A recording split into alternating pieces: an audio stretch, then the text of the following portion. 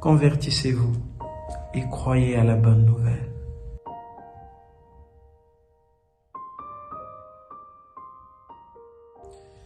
Au nom du Père et du Fils et du Saint-Esprit, mes frères et mes sœurs dans le Seigneur, nous célébrons aujourd'hui le premier dimanche de Carême. Et vous le savez, depuis le mercredi passé, le mercredi des Cendres, nous avons commencé un temps fort dans notre Église, le temps de Carême. Le temps où, justement, nous avons commencé par entendre le prêtre nous dire, quand il nous imposait les cendres, « Convertissez-vous et croyez à la bonne nouvelle.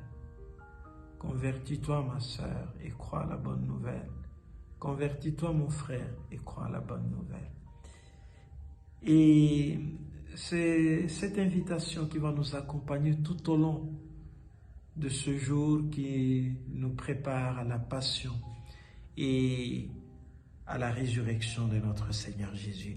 Et aujourd'hui, je voudrais un peu m'attarder sur l'Évangile qui nous rapporte la tentation de Jésus par le diable. On dit que Jésus, après avoir jeûné au désert 40 jours et 40 nuits, normal pour un corps humain d'avoir faim. Et Jésus eut faim. Et c'est quand son corps réclame à manger que le diable intervient, lui propose quelque chose de suicidaire. Il lui dit, mais mon frère, tu as faim, mais à côté, il y a 2 pierres. Si tu es fils de Dieu, fais que ces pierres deviennent du pain pour que tu puisses t'en servir pour manger. La tentation réside dans ces « si tu es fils de Dieu ».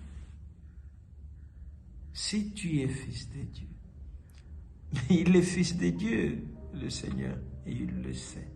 Et c'est pourquoi, pour lui montrer qu'il est fils de Dieu, ce n'est pas en obéissant à son ordre de transformer les pierres en pain, mais c'est en écoutant la parole de Dieu qui dit, parce que Jésus lui dit, il est écrit que l'homme ne vivra pas seulement du pain, mais de toute parole qui sort de la bouche de Dieu.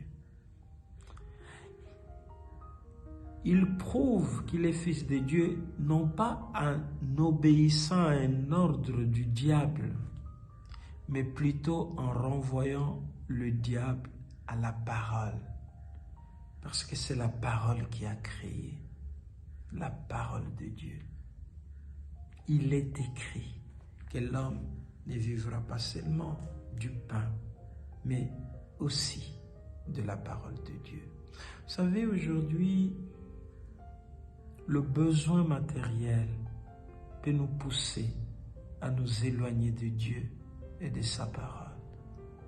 Et le Seigneur aujourd'hui nous dit, attention mes enfants, votre corps aura besoin de beaucoup de choses, réclamera beaucoup de choses, mais attention, même quand ce corps est faible et qu'il réclame à manger, à s'habiller, n'oubliez pas la parole de Dieu, parce que elle est celle qui fonde notre vie et finalement notre relation à Dieu.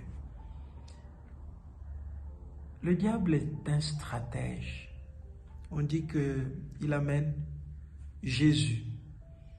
Il le place au haut du temple et lui demande de se jeter à terre. Et là, Satan cite aussi la parole.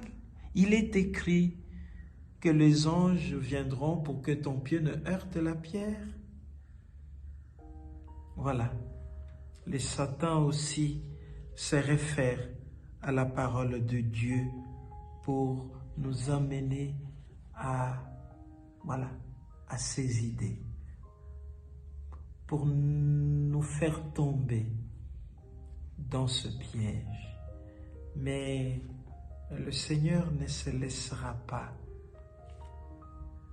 impressionner par le Satan aussi, et qui cite la parole de Dieu, parce qu'il le renvoie à cette même parole en lui disant, il est encore écrit, tu ne mettras pas ton Dieu à l'épreuve.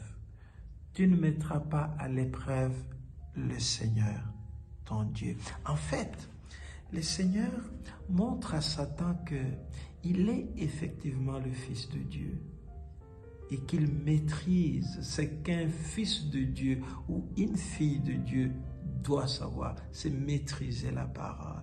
Ce n'est pas la citer à l'envers pour pousser au mal. Non, la parole de Dieu, c'est une parole vivante pour la vie. Et la parole de Dieu doit nous aider à privilégier notre relation à Dieu. Il est écrit. Il est écrit. Vous voyez comment Satan aussi renvoie à l'écriture, mais avec d'autres intentions. Mais Jésus le ramène à la vraie écriture parce que elle nous met en relation avec celui qui nous donne la vie. Satan ne se fatigue pas. On dit qu'il amène Jésus pour le faire voir la beauté du royaume et la gloire. Et là, il exagère.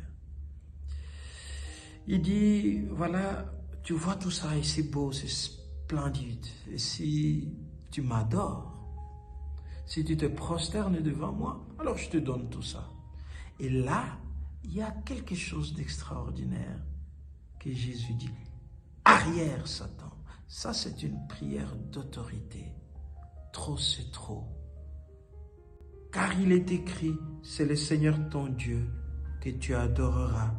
À lui seul, tu rendras un culte. Ça, c'est une parole d'autorité. Vous savez, quand Satan vient vers nous, il nous propose des choses. Nous avons besoin qu'à un moment, nous prononcions la parole d'autorité. Dit, va-t'en, arrière, Satan. Et là, ça n'est trop. Il est écrit, c'est à lui seul que tu rendras gloire. Tu ne te prosterneras qu'à Dieu. Tu adoreras Dieu et Dieu seul. Voilà. La première lecture nous a fait part de ce que nos premiers parents ont fait. Ils ont obéi à la parole du diable, au mensonge du diable. Et il est arrivé ce qu'il est arrivé. Mais aujourd'hui, le Seigneur, par sa victoire, nous dit ceci, mes enfants. Convertissez-vous et croyez à la bonne nouvelle. Croyez à la parole de Dieu. Puis ce temps de carême, que ce temps soit véritablement un temps où la parole de Dieu devient notre pain quotidien. Servons-nous de la parole de Dieu pour vaincre les Satans, pour vaincre les démons. Sers-toi, ma sœur, mon frère, de la parole de Dieu. Si tu n'as pas eu l'habitude de lire la parole de Dieu, que ce temps de carême te donne l'occasion de te concentrer sur la parole de Dieu. C'est grâce à elle que nous découvrons les pièges du Satan. Au nom du Père et du Fils et du Saint-Esprit.